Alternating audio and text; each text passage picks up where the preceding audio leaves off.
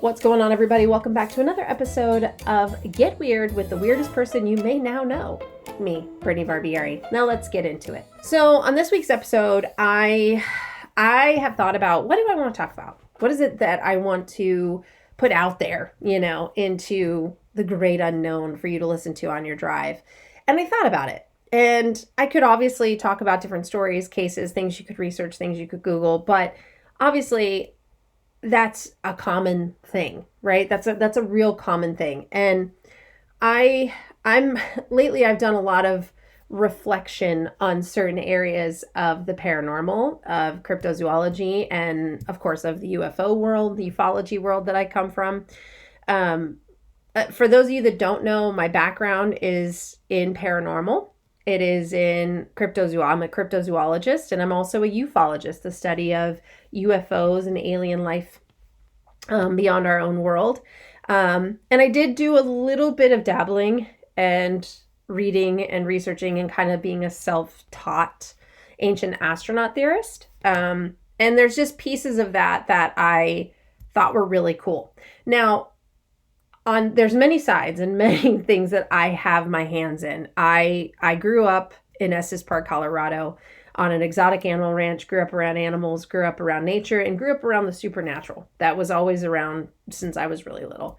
We used to hear stories about Sasquatch in the Rockies. I grew up, we had a couple experiences ourselves growing up that really altered the way that I saw the world by the time I was 8 years old. And it became a passion of mine and a hobby of mine to investigate and research into the unknown, aside from my career or the work that I ended up going in life, which was into the entertainment industry.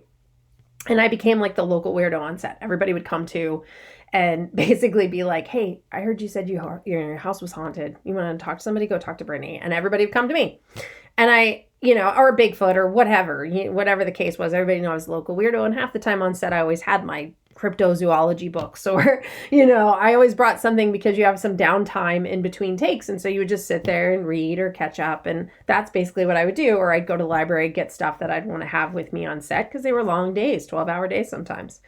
And so I never really liked to, at this time, now I've been in the industry for over 22, 23 years now, probably 24, closer to 24 years. And I know you don't believe me, but that is true. And I wasn't a baby when I got into it. I was a teenager, and I enjoyed entertainment. There was something to it that I liked. The challenge. I liked being challenged. I liked the challenge of it. I loved the high pace work schedule. I enjoyed the people. I enjoyed the crew. I enjoyed all the people that I got the chance to work with. And watching something that you all worked so hard on come to life was truly inspiring to me. But on the other side, I had my hobbies, and my hobbies were the paranormal. I would sit and read and research and not Google. Okay, I'm talking about like actual research. Go to libraries, go to places, go learn. And then I would apply different theories. There were times where I would go, okay, let's just say I have an experience and no one's ever talked to me about no one before me has ever investigated a ghost. What would I do? How would I go about this? Would I meditate? Would I use equipment? What kind of equipment? And how would I do this? What frequencies? Like when I first started, we used tape recorders, just regular old tape recorders to record the room that was around us. I actually still have one. It's a vintage tape recorder that I loved using because it picked up every single frequency, and the audio that we would get was just insane from the frequencies that were around us at the time.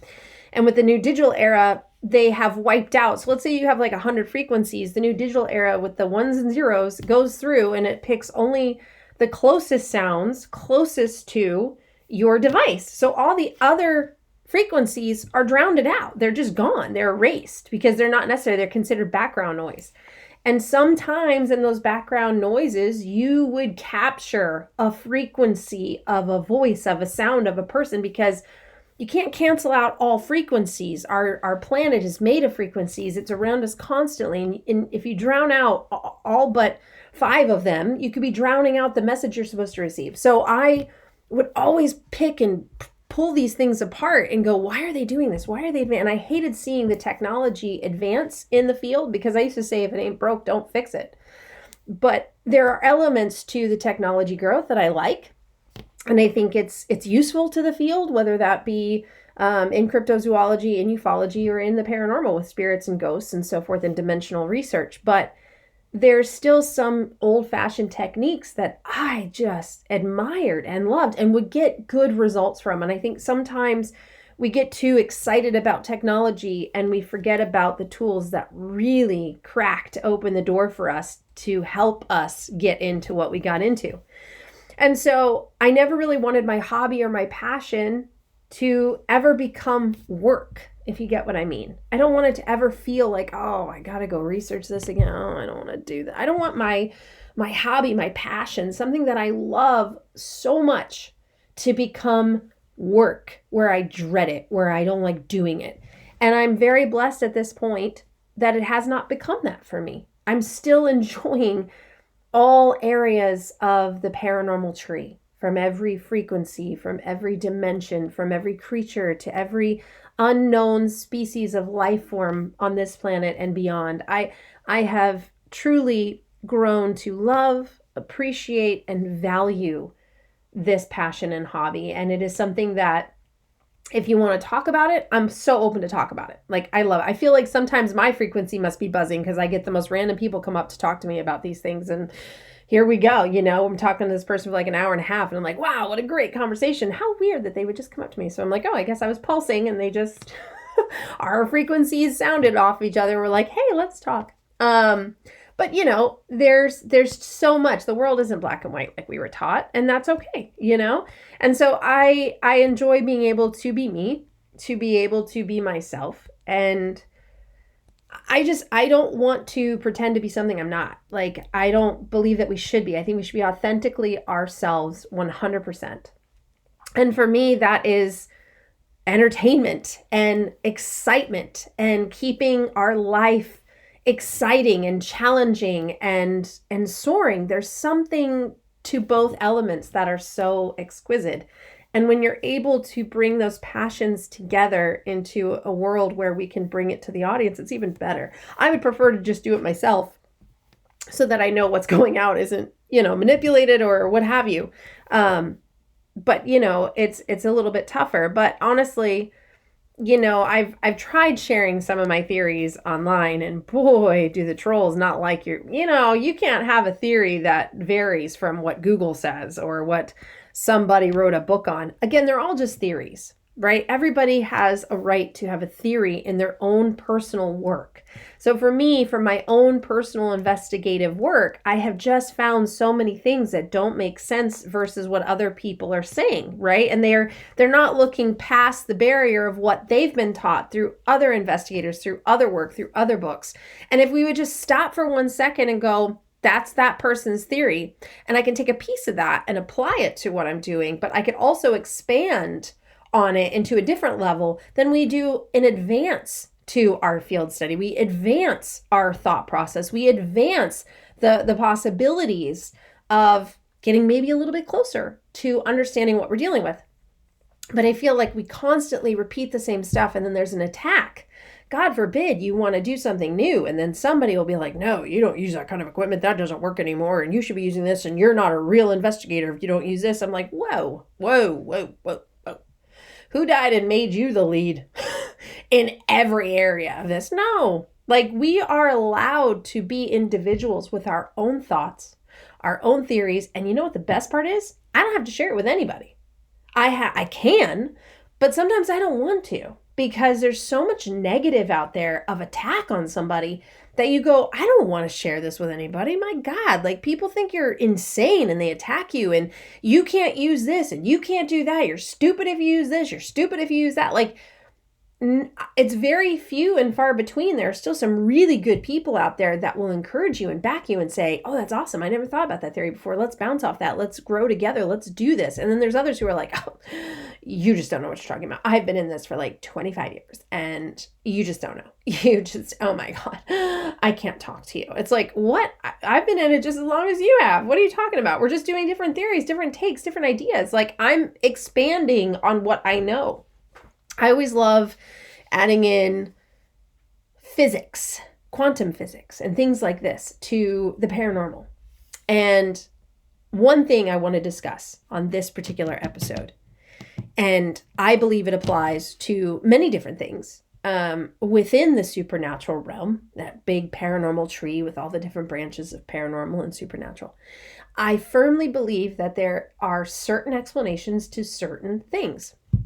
And what I'm going to talk about right now is my personal belief from my own personal investigations that I have done. Now, I want you to understand, when I was like 15, 16 years old, I created my very own paranormal investigative team because I wanted to do this just as a hobby, as a passion, that I could say, oh, my friends and I are going to go investigate tonight. We went to so many cool locations. We got to investigate some really awesome things. They drove when I was like 15. And then when I was like 16, I was able to drive. We had a curfew, but we still went out and did it. And we had fun, and we weren't goofing around. We weren't being stupid. We were really trying to see if we could understand, right? And some of them drifted off and were like, I don't want to do it anymore. I kept on it. I didn't care. I loved it. I loved it. I had a respectful understanding and fear of it, that you don't dabble too far into it or it can consume you. You can bring things home. You can, hurt your health. There was this give and take that had to be this relationship with the paranormal.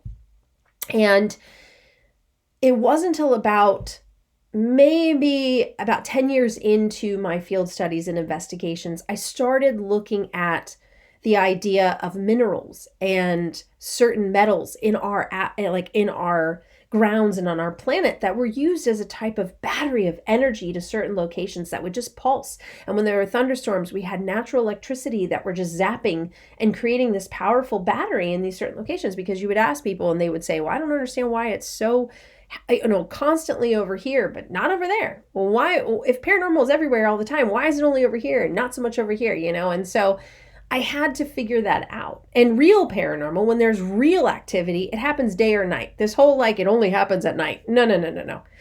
My personal opinion from my field work, I've had things happen daytime and nighttime, both times.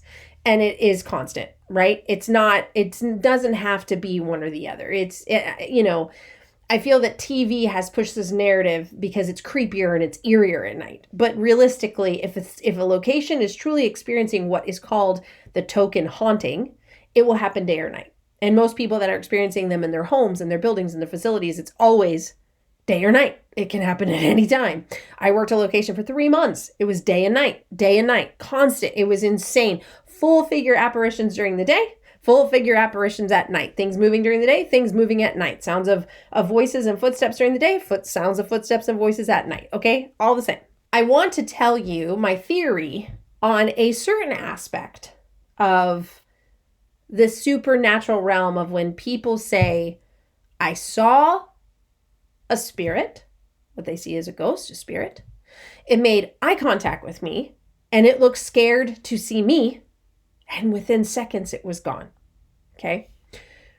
There's also accounts of people asking during EVP sessions, electronic voice phenomenon sessions with a recorder, is anyone here with us? Can someone tell us, their name? Where there is a voice that is not just picked up on recorders or the cameras, but also in the room, almost yelling at them. I'm here. Where are you? That's an actual recording out there from early 2000s from somebody who was recording in an old, an old house.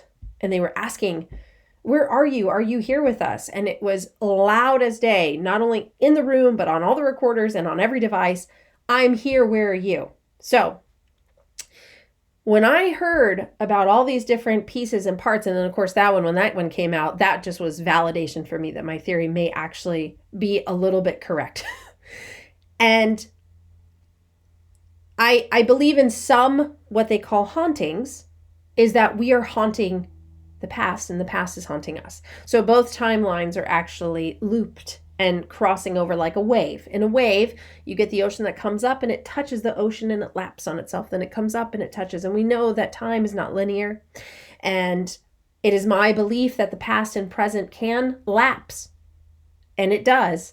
And we're able to see the past in the present at the same time, causing both locations to have what they believe a haunting. So the person, let's just give it a timeline here, in 1849 is seeing somebody from 1949 in the same house, building, farm, whatever, street.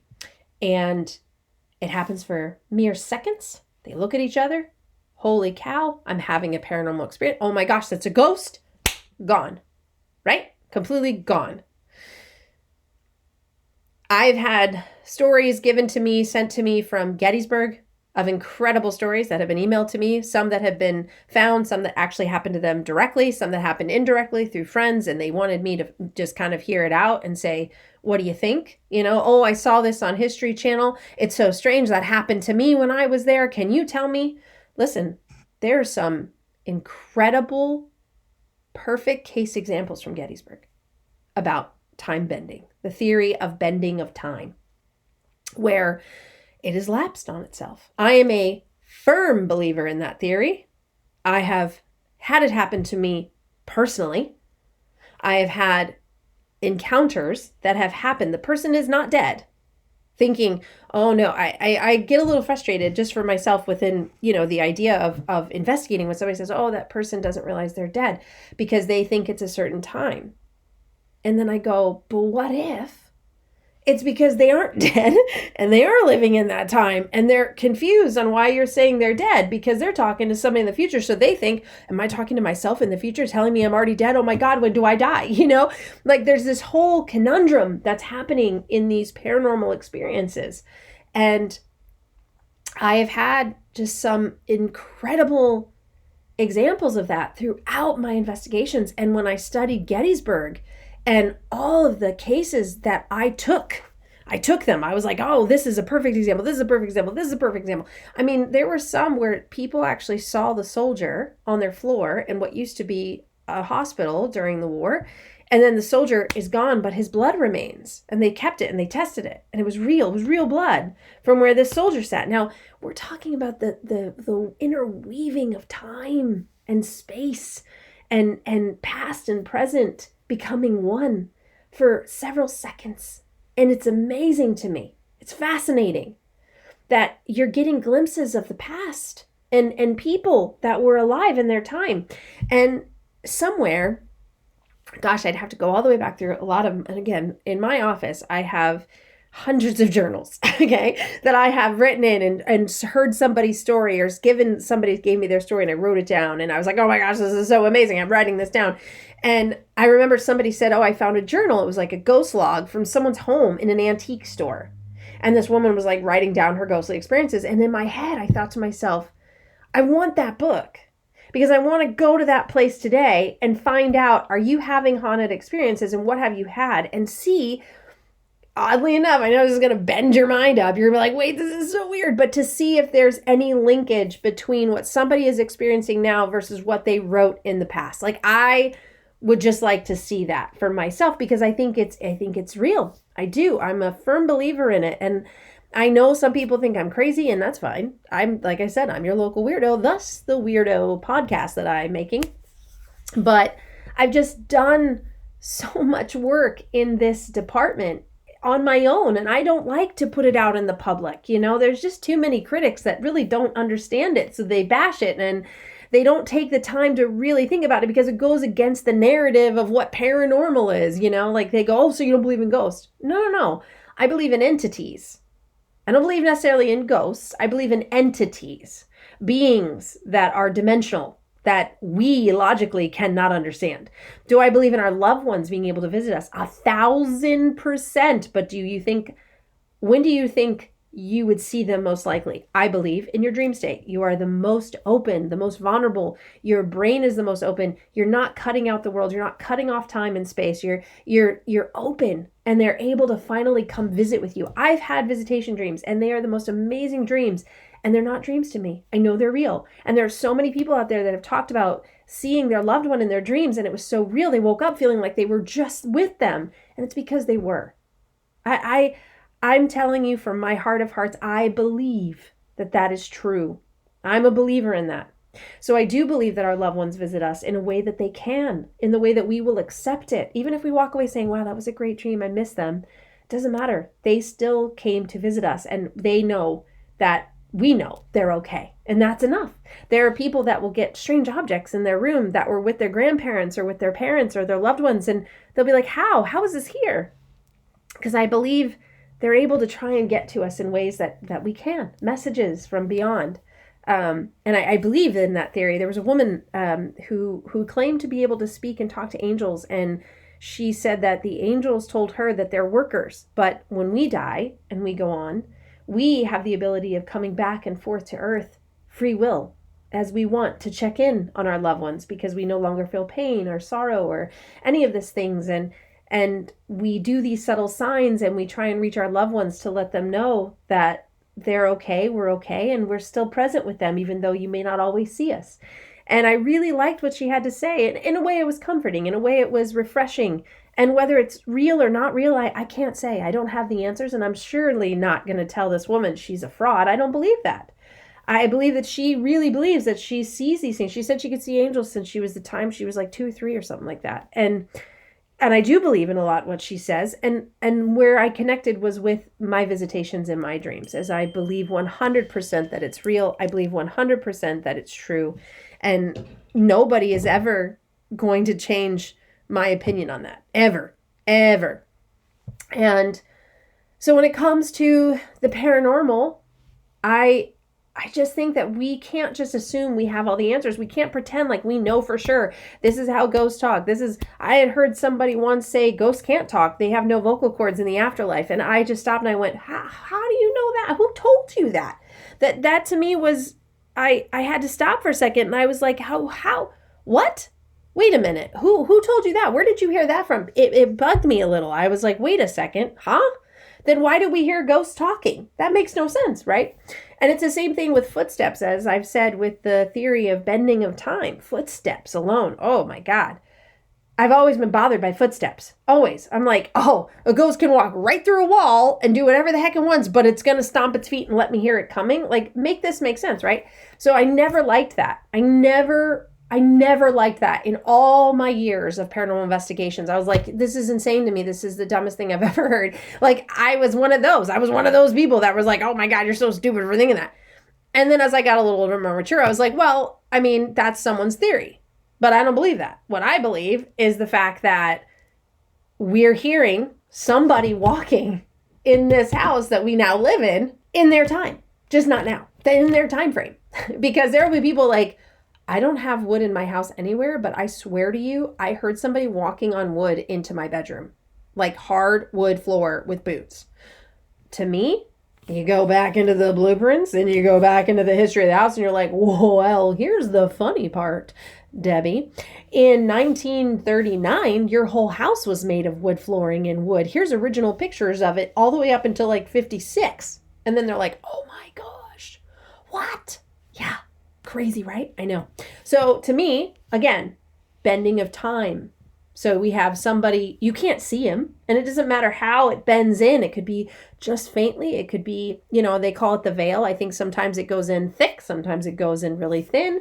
And when it's really thin, I think that's the only time that you hear people talking or you'll hear people walking, because you're hearing it happen. Like with kids, this is a big, oh, I can't believe you believe this, right? But I personally do not believe in children's spirits. It goes against everything I have ever read and learned about regarding children and their passing. And I've talked to several psychic mediums and mediums who are really well known and very professional who say, oh no, children immediately go right to heaven. Immediately. They immediately go. They don't get stuck. They don't get stuck in this in between. Children's souls are innocent. They're clean. It does not happen to them. That is not accurate, right?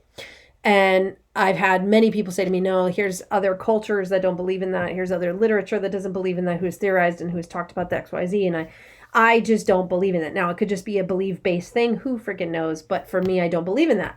What I have experienced is when I have dealt with what I was like, oh, it's coming across like a child. It has always been demonic, 100%. And what is my weakest? My kids. I have always wanted to be a mom since I was a little girl. Children have always been in my heart. I've always wanted to be proactive for kids. I've always wanted to support kids. I've always wanted to help kids. My son is neurodivergent. I have always had a soft spot for children who struggle. and where the world tries to make them this normal. What is normal nowadays, right? Like, I'm pretty confused on what normal is. I don't know about you. And so I get frustrated when people want to make my son this normal, when I feel like our evolution is to evolve into this new, smarter, intelligent brain capacity, and we're being dumbed down for using great areas of our brain. And so for my son, I sometimes look and go, I think my son is how we were supposed to be, but we were now dumbed down on purpose to be controlled. And we were told we were outcasts and weird and we have these diseases, but realistically, we're actually extremely intelligent, and we're being bogged down and told that we're, can't be that way, right? Long story short. So I have always been susceptible to the compassion and empathy for children, and I'm very empathetic. I feel things within me when I'm around people. It's like I can get a glimpse of their feeling, and I feel it within myself, and it can sometimes make me sick because I can feel other people's stresses, tensions, worries, fears. I feel it, and I've always been able to do that since I was a little kid, and I kept it private to myself. And so anyway, that's the thing, is like, you can, it's a powerful thing, all of these different things. But I always learned, and every time this would happen to me, it was always demonic in nature. And how could it get to me? By pretending to be an innocent little child stuck. Well, what do? I want to help you. Let me take your hand. Let me make it better. Let me make it better for you. Come with me. I'll protect you. I'll keep you safe. Well, now you've just opened yourself up to it. Now you told it to come be with you. This spirit that you know nothing about, a demonic being or a type of being from a different dimension that you know nothing about. You literally just said, take my hand and I am opening myself up to you and allowing you in. So when people are like, I don't understand why I have hauntings in my house. Well, when you go, I had a woman that did that to me. I was talking to her and she was like, I don't understand. I'm trying to figure out, did I bring something home? Did I do something wrong? Like, I'm trying to figure out what I did. And then we get to the bottom of it and she's like, oh my gosh, we find out she went to a location where she thought she was talking to this little girl. And she thought she saw the little girl and she felt bad. And on this EVP recorder, it sounded like she was crying. So she felt like there was something there keeping her. And she openly said that she would protect her so she could come with her. She would protect her. And then weird stuff started happening in her house. So we intervened and I told her, this is ways that you can, get rid of, this spirit. You got to take control and tell it that you've now identified it. You now know what it is, et cetera, et cetera. So it's so important to me that anytime anybody's like, oh my gosh, I was talking to this child's spirit, I'm like, nope. Not everybody believes that, and that's fine. I've seen the negatives of it, and it's always come back that it was never really a child to begin with. Never. Now, people have seen children, but again, I think that is time-lapsing, time-bending, and I think you are seeing a child, but a child in its time, and that you might be seeing each other, frankly. I always love the cases where they're like, oh, I saw it, but it just kept walking. Like, it didn't even see me. It didn't even know that I was even there, but it was walking, like it was doing something, and then it just vanished. I'm like, yeah, it was probably in its time frame. You just couldn't see anything or anyone else, and it was just walking through our time, like a window into the past. Anyway, I've rambled on and on and on, and I hope in some way this episode kind of maybe gives you some food of thought, and you're like, oh, I never thought about that before. I encourage you to look into this. I encourage you to read into this. I'm not the only person that believes in the bending of time and time bending, and there were some wonderful people in the early 1900s that wrote books. There were in the 1920s, 1930s, and again in the 1950s and 60s. There's some really good books out there about this, where people were having these experiences, or where people actually time traveled. But it wasn't like they time traveled. It was like they time slipped. And there's the theory of time slipping, where you're in one place, but then you slip into another world at a different, or the same world, but at a different time. There was a gentleman at a bar who went into the bar, came out of the bar. He was like in the 1960s, went back in the bar and came back out, and he was normal. He's like, what just happened?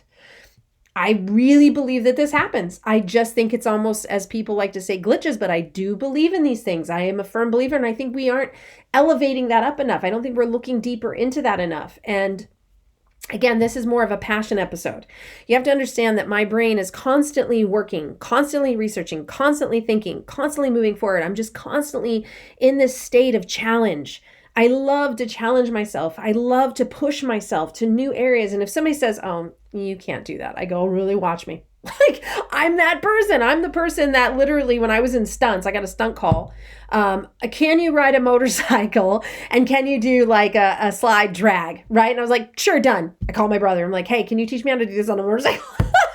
Because that's me. I'm like, yeah, I'll do it. Don't ever tell me I can't do something. Are you kidding me? I'm going to do it. And now you've just made me even more willpower to say, I'm going to do this, and you're going to watch me do it. And then you're going to be like, oh, look at that. She did do it. Huh, how about that? Yeah, that's me, folks. I'm that person. So I encourage you, as I wrap this up, to just be yourself, right? Stop trying to worry about the opinions of others, the thoughts of others. A quote that I live by, that my parents, my mother especially, we are very strong Irish women, okay?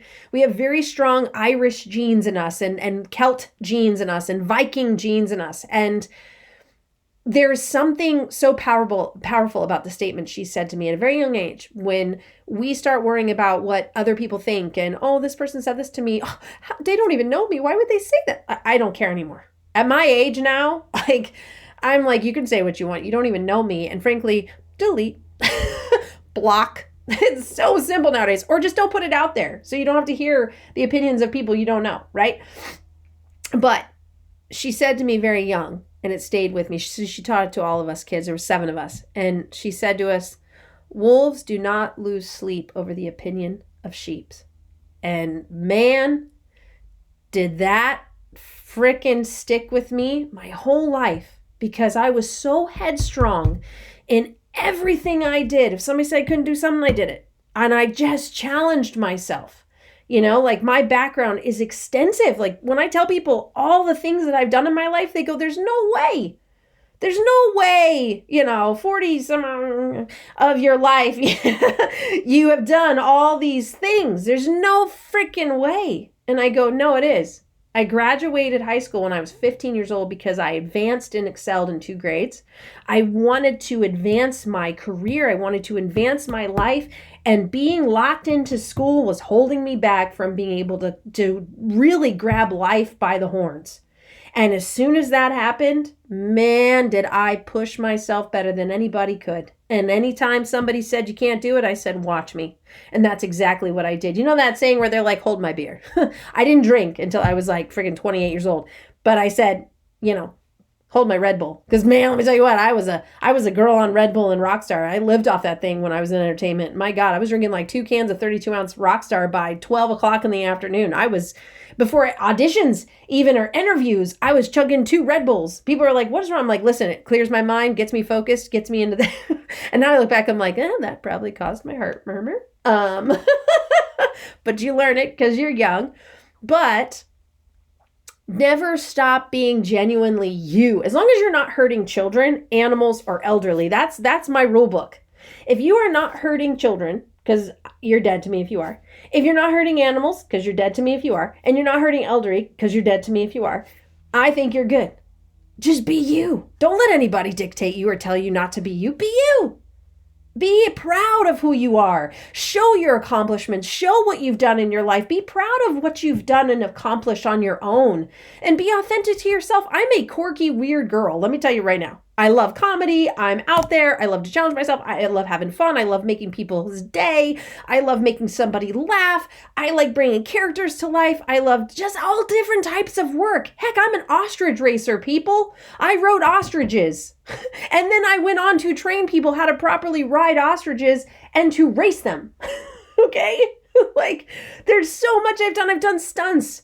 I pushed myself into areas that I was uncomfortable, but I had so much fun doing. I made some incredible friends and incredible connections along the way that I'm still friends with today. And I love each and every one of them for every aspect and something special they brought to my life along the way. I've lived in LA. I've worked in the entertainment industry in LA. I've worked in different theme parks and different adventure parks and different, theater shows, across the globe. And I've had so much fun.